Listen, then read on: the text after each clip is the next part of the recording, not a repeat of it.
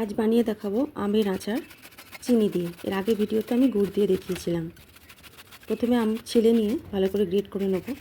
সম্পূর্ণ আম গ্রেট করা হয়ে গেলে একটা শুকনো কাপড়ে চিপে জলটাকে বের করে দেবো। সম্পূর্ণ জল বেরিয়ে গেলে এবার ওই আম গ্রেট করার মধ্যে দিয়ে দেবো পরিমাণ মতন চিনি। ভালোভাবে মাখিয়ে নেব। মাখিয়ে নিয়ে কিছুক্ষণ রেখে দেবো।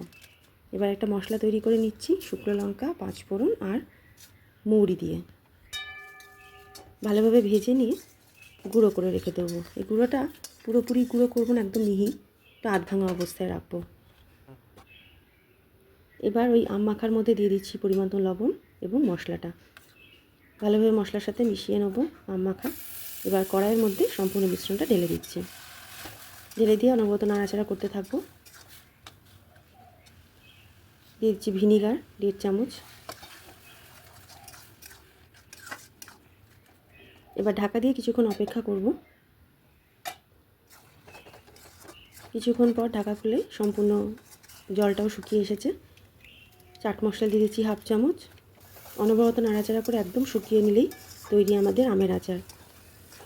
কেমন লাগলো অবশ্যই আমাকে জানাবেন।